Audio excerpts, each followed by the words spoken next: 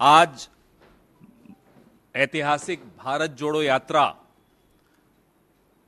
की पहली वर्षगांठ पर मैं भारतीय राष्ट्रीय कांग्रेस की तरफ से, भारत की तरफ से, इंडिया की तरफ से, हिंदुस्तान की तरफ से लाखों निस्वार्थ और निडर भारतीयों का धन्यवाद करता हूं, जिन्होंने न केवल कदम जोड़े, जिन्होंने दिल जोड़े। और ये यात्रा 145 दिन, 4000 किलोमीटर, ये सब आंकड़े आपके पास हैं, लेकिन ये यात्रा मुझे नहीं लगता कि मीलों और किलोमीटरों में नापी जा सकती।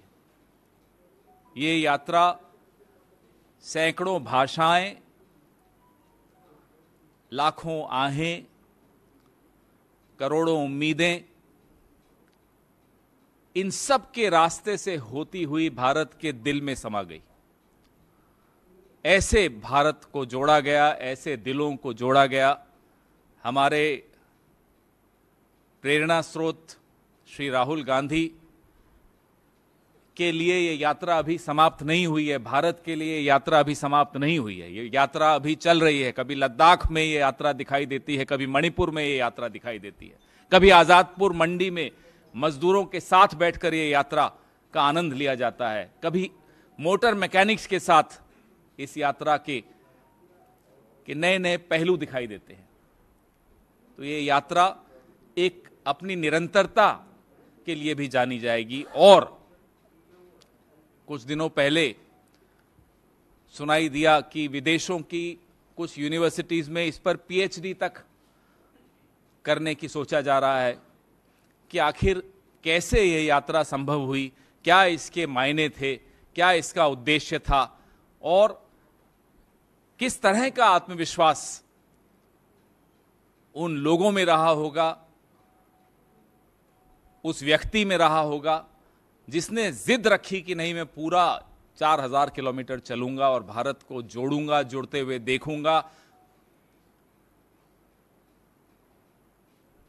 भारत जोड़ो यात्रा का इतिहास स्याही से नहीं लिखा जा सकता, ये पसीने से लिखा गया है। आज जब हम 1 साल पूरा हुआ है भारत जोड़ो यात्रा का, हमें वो सारे नज़ारे, वो दृश्य, वो मंजर याद आते हैं जब बरसात, बर्फ, सर्दी, गर्मी, आंधी, तूफान, सब कुछ झेलते हुए इस देश को अलग अलग रंगों में हम सब ने देखा। आप सब ने भी देखा। आप में से कुछ लोग, कुछ चेहरे मैं देख रहा हूं जो लगातार चले भारत जोड़ो यात्रा में। आप सबको भी बधाई। और आप अपनी आने वाली पीढ़ियों को बता पाएंगे कि आप इस ऐतिहासिक पल का हिस्सा थे। ये बहुत गर्व की बात है हम सबके लिए। षड्यंत्र बहुत हो रहे हैं, उस वक्त भी हुए थे जब भारत जोड़ो यात्रा चल रही थी। इसको विफल करने के प्रयास, मीडिया इसको न दिखा सके, वो सारे षड्यंत्र, लेकिन मीडिया ने भी दिखाया, आप लोगों ने भी दिखाया। विफल तो खैर नहीं कर पाए ये लोग, ना कर पाएंगे। तकलीफ किसको थी? एक जुड़ा हुआ भारत किसको परेशान कर सकता है? आज जब 1 साल पूरा हो गया भारत जोड़ो यात्रा को, तो यह सवाल बहुत ज्यादा महत्वपूर्ण होता है, क्योंकि यह सवाल देश के भविष्य के साथ जुड़ा हुआ है, देश के वर्तमान के साथ जुड़ा हुआ है। कौन है वो ताकतें जिनको एक जुड़ा हुआ भारत पसंद नहीं है, जो अब भारत को इंडिया से भिड़वा रहे हैं? कौन है वो ताकतें? सोना हो या गोल्ड हो, हिंदी में बोलो या अंग्रेजी में, कीमत थोड़ी बदल जाएगी। तो ये जो षड्यंत्रकारी ताकतें हैं, इनका चेहरा बेनकाब हम एक राजनीतिक दल हैं, हमें करने की आवश्यकता नहीं है। आप मीडिया हैं, आपको करने की आवश्यकता नहीं है। प्रत्येक भारतवासी इस चेहरे को पहचान चुका है जो भारत को इंडिया से लड़वाना चाहता है। हमारी सबकी जिम्मेदारी, आप सबकी जिम्मेदारी इन ताकतों को पहचानने की, इनको बेनकाब करने की और भारत और इंडिया को आगे बढ़ाने की है। जुड़ेगा भारत, जीतेगा इंडिया, ये एक हम सबके दिलों में बैठ गया है नारा। ये एक तीर्थ यात्रा थी और ये तीर्थ यात्रा है। तीर्थ यात्रा कभी समाप्त नहीं होती।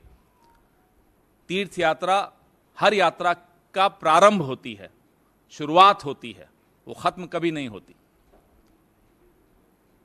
हम में से कई लोगों को ये सौभाग्य प्राप्त हुआ कि हम इस तीर्थ यात्रा का हिस्सा बने। कुछ राहुल जी की तरह पूरे 4000 किलोमीटर, कुछ मेरी तरह 1100-1200 किलोमीटर, कुछ विनीत भाई की तरह, कुछ संजीव की तरह, कुछ आप सब साथियों की तरह, लेकिन सबको ये अनुभव हुआ। आप सबको बहुत बहुत बधाई। और ये आपको हम वचन देते हैं, यात्रा के आदर्श, यात्रा की प्रेरणा, यात्रा के उद्देश्य निरंतरता में जारी रहेंगे। ये इसमें पार्ट 1 और पार्ट 2 नहीं होता, यात्रा चल रही है। कभी लद्दाख में दिखती है, कभी मणिपुर में दिखती है, कभी आजादपुर मंडी में दिखती है, कभी मोटर मैकेनिक के यहां दिखती है। तो यात्रा तो चल रही है। हर प्रदेश में जिला स्तरीय 5 से 6 बजे तक एक पदयात्रा निकाली जाएगी, जिसकी परिणति एक सभा में होगी। ये हर जिले में ये कार्यक्रम भारतीय राष्ट्रीय कांग्रेस की तरफ से आयोजित किया जा रहा है। इसमें लोग जुड़ रहे हैं। जरूरी नहीं है वो हमारी पार्टी के सदस्य हों, लेकिन लोग जुड़ना चाहते हैं, क्योंकि वो उस भारत जोड़ो यात्रा का हिस्सा नहीं हो पाए, तो वो चाहते हैं कि पहली वर्षगांठ हमारे साथ मिलकर मनाएं।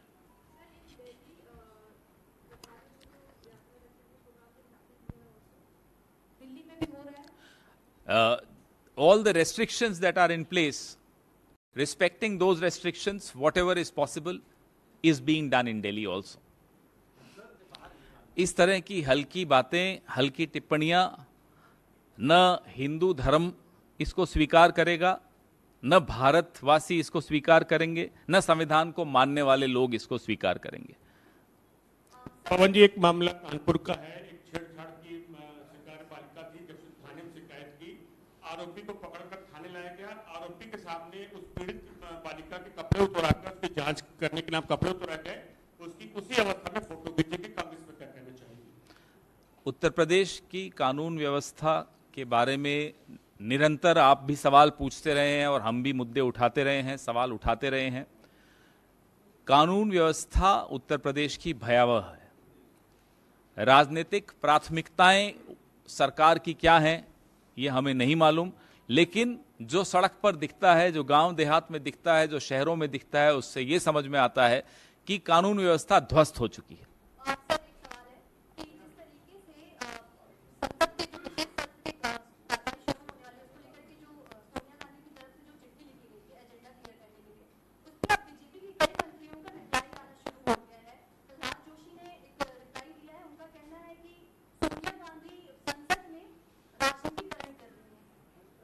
तो कमाल की जवाब दिया इन्होंने साहब। विशेष सत्र का एजेंडा कब क्लियर नहीं हुआ बताएं जरा। कोई असेंबली हो या पार्लियामेंट हो, अगर विशेष सत्र बुलाया जाता है तो विपक्ष को बताया जाता है, उससे चर्चा की जाती है कि साहब इन मुद्दों पर विशेष सत्र है। मैं दिल्ली असेंबली, जिसका मैं 15 साल तक सरकार का हिस्सा रहा, तो मैं उसका आपको उदाहरण देता हूं। जब दिल्ली से इंडस्ट्रीज को रिलोकेट करना था, सुप्रीम कोर्ट का ऑर्डर था, तब शीला दीक्षित सरकार ने विपक्ष को साथ बैठाकर चर्चा की और तय किया कि एक विशेष सत्र बुलाना होगा, जिससे कि हम मिलकर एक आवाज उठाएं और सुप्रीम कोर्ट से कुछ और मोहलत मांगे। ये हुआ, सुप्रीम कोर्ट से मोहलत मिली। जब सीएनजी की गाड़ियां लानी थी और डीजल की गाड़ियां हटानी थी, तब भी सुप्रीम कोर्ट का एक आदेश था, तब भी एक विशेष सत्र बुलाया गया। 2 तो मुझे अभी याद आते हैं।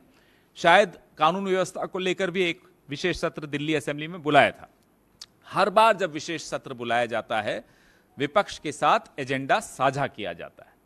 अगर प्रहलाद जोशी को इसका ज्ञान नहीं है तो उसमें मैं आपको क्या जवाब दूं। जी, मोहन भागवत के दो बयान है। एक तो ये है कि अखंड भारत पर उन्होंने कहा कि जो लोग अलग हो गए थे अब उनको लगता है कि नहा के चले गए, यहीं रहते तो ज्यादा अच्छा है। एक तरह से अखंड भारत की तरफ पीछ किया। दूसरी बात, आरक्षण के बारे में उन्होंने स्पष्ट राय रखी है। बिहार विधानसभा चुनाव की पहले वाली राय नहीं, ये राय रखी कि जब तक समानता नहीं आ जाए तब तक आरक्षण को लागू करना। पहली बात तो ये है कौन, ये क्यों हर जगह अपना कुछ ना कुछ इनको बोलना होता है। पहले इनको कहिए अपना संगठन को रजिस्टर कराएं। ये by one get one free क्यों है? बीजेपी को वोट दो, संघ मुफ्त में मिलता है, ये क्यों है? नंबर एक। नंबर दो, अखंड भारत करने वालों के जो वैचारिक पूर्वज थे, वो गोलवालकर हों, उनकी क्या भूमिका थी भारत के विभाजन में, इस पे हम मोहन भागवत को आमंत्रित करते हैं, आए जरा डिबेट कर लें, चुनौती देते हैं, आइए। या इनके जो वैचारिक पूर्वज थे मुंजे जी, उनकी क्या भूमिका थी भारत के विभाजन को लेकर, उस पर चर्चा कर लें। या इनके जो वैचारिक और राजनीतिक पूर्वज थे हिंदू महासभा, उनकी क्या भूमिका थी 1942 के बाद, जब भारत छोड़ो आंदोलन के दौरान जब ये सरकारों का हिस्सा बने, तब उनकी क्या भूमिका थी। आज भारत में 15-16% मुसलमान इनसे बर्दाश्त नहीं होते, अखंड भारत में 45% होंगे, पूछिए इनसे क्या करेंगे। तो ये बिना सोचे समझे बोलने की इनकी बड़ी पुरानी आदत है। राम माधव कुछ और बोलते हैं अखंड भारत पे आजकल। तो अखंड भारत वाले मुद्दे पर आरएसएस जो है वो खंडित है, अखंड आरएसएस नहीं है। इसमें आरएसएस में भी अलग अलग विचार हैं। वैसे आरएसएस विचार के मामले में नहीं जानी जाती, प्रचार पे जाना जाती है। लेकिन आजकल टीवी पे विचारक भी दिखने लग गए साहब, संघ के विचारक। संघ में विचारक कब से हो गए? संघ में तो सिर्फ प्रचारक होते हैं। चलिए, सोचना शुरू किया इन्होंने। रही बात आरक्षण की,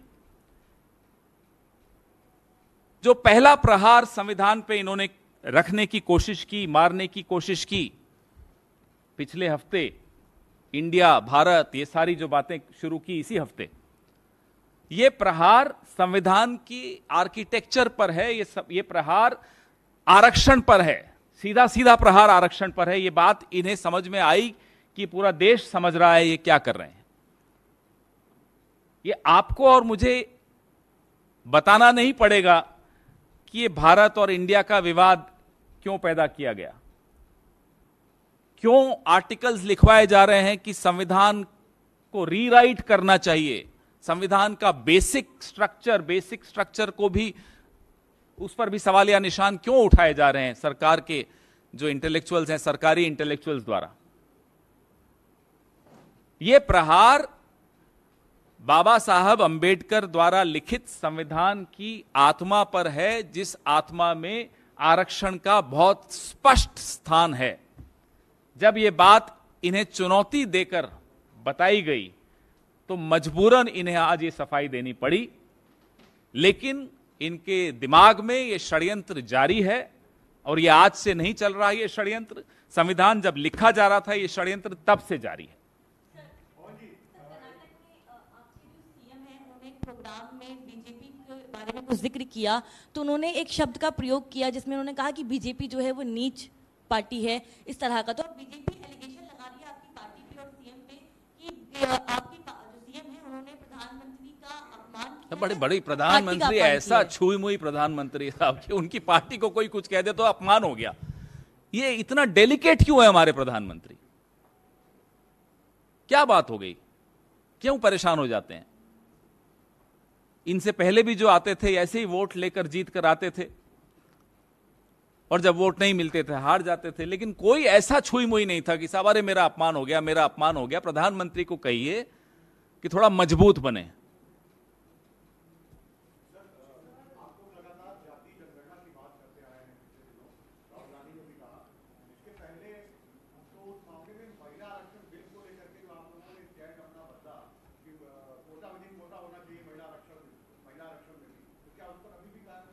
हम बड़े स्पष्ट तौर पे कह चुके हैं। कोलार की जो भाषण था अप्रैल 2023 का राहुल गांधी जी का, जिसमें भागीदारी सुनिश्चित करने के लिए संख्या का होना आवश्यक है, जिसमें नीति निर्धारण के लिए समाज के हर वर्ग की संख्या का आभास होना चाहिए। इसलिए जाति जनगणना की बहुत पुरजोर मांग राहुल गांधी ने रखी और बाकी तमाम नीतियां उसके पश्चात आती हैं। जो सबसे महत्वपूर्ण बिंदु है वो जाति जनगणना है।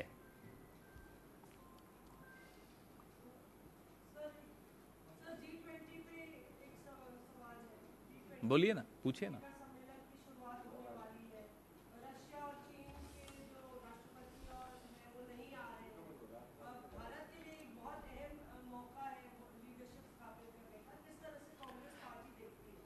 बात कांग्रेस पार्टी के देखने की नहीं है, बात यह है कि देश देख रहा है, इतना बड़ा आयोजन हो रहा है, एक रोटेशनल प्रेसिडेंटशिप जो हमारे देश को मिली है, उसमें आपने इवेंट बहुत अच्छा किया है।